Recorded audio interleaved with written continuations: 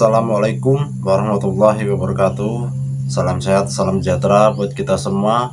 Berjumpa lagi dengan saya Muhammad Sidik.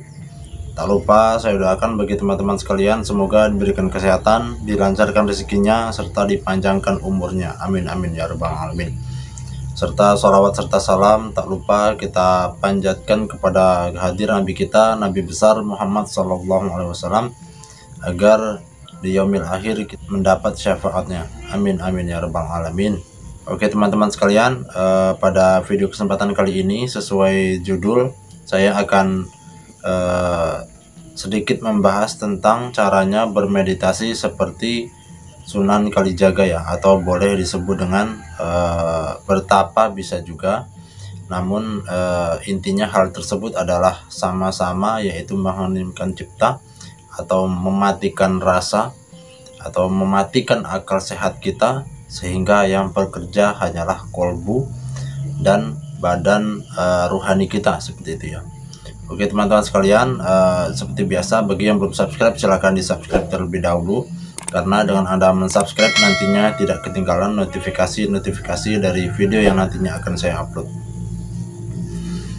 Oke teman-teman sekalian,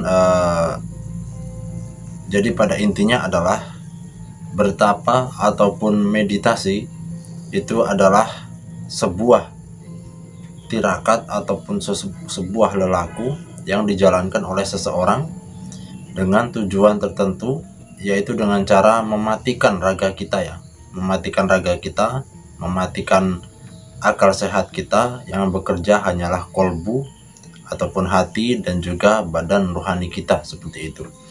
Jadi secara kasat mata ataupun jika kita lihat dengan mata kita, maka seseorang yang bermeditasi ataupun seseorang yang bertapa itu tidak akan bergerak sama sekali ya, karena rasa yang sudah dimilikinya itu sudah tidak ada lagi.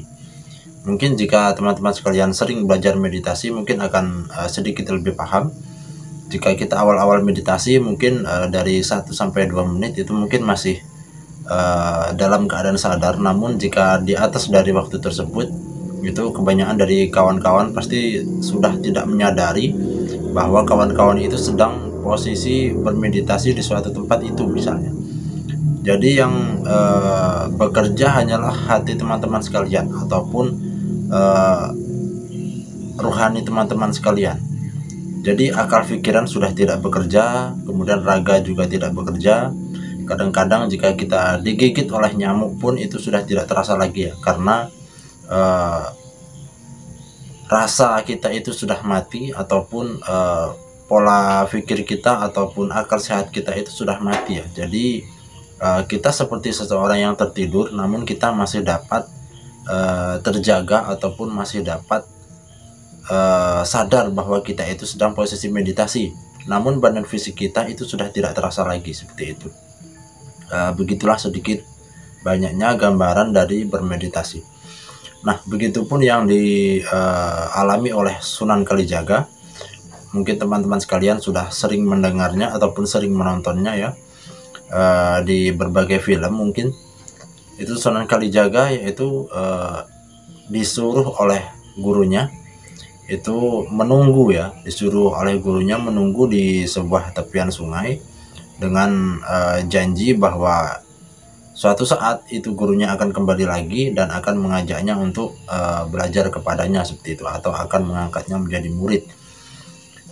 Jadi beliau disuruh menunggu di sebuah tepi sungai, dan juga di situ ditandai dengan sebuah tongkat yang ditancapkan oleh gurunya dengan maksud agar Sunan Kalijaga tersebut menjaga tongkatnya ya, apakah tongkatnya tersebut jika gurunya kembali masih ada atau sudah tidak ada, ataupun jika gurunya kembali Sunan Kalijaganya masih ada atau tidak, seperti itu.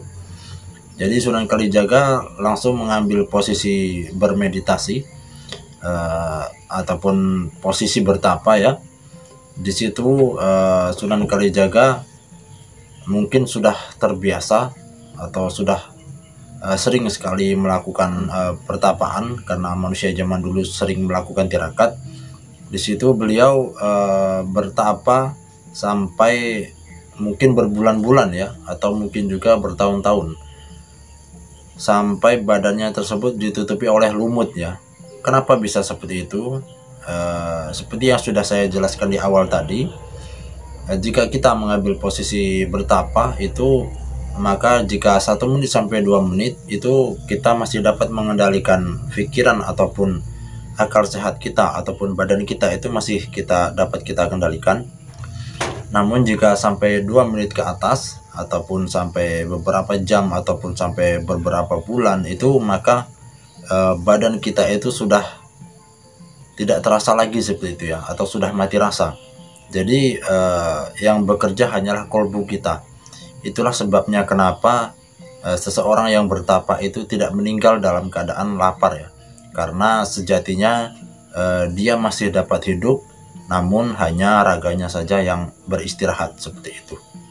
Hati kolbunya itu masih dapat bekerja sesuai orang hidup seperti itu, dan juga akal pikirannya sudah tidak di dunia lagi seperti itu ya. Jadi akal pikirannya pun sudah tenggelam oleh pikiran, oleh badan rohaninya seperti itu. Oke teman-teman sekalian, mungkin itulah penjelasan singkat mengapa seseorang yang bertapa itu tidak merasakan kelaparan atau kehausan ya. Jadi orang-orang tersebut itu seperti mematikan badan fisiknya ya, sementara badan rohaninya itu masih tetap hidup, atau mereka mengistirahatkan badan fisiknya. Itu bekerja secara otomatis apabila kita bertapa ataupun bermeditasi. Mungkin teman-teman sekalian yang sudah sering bermeditasi akan tahu rasanya seperti apa ya. Oke teman-teman sekalian, dari kisah Sunan Kalijaga tersebut dapat kita petik bahwa sejatinya walaupun badan dohir kita itu meninggal, tapi badan rohani kita itu akan tetap hidup ya. Itulah yang disebut dengan ruh. Jadi setelah kehidupan ini pasti ada kematian, dan kematian tersebut tidaklah menyelesaikan semuanya, namun kematian tersebut adalah perpindahan dari dunia nyata menuju ke alam yang lain atau ke alam barzakh seperti itu. Oke teman-teman sekalian, hanya itu saja yang dapat saya sampaikan. Kurang lebihnya saya mohon maaf. Saya akhiri, billahi taufiq wal hidayah. Wassalamualaikum warahmatullahi wabarakatuh.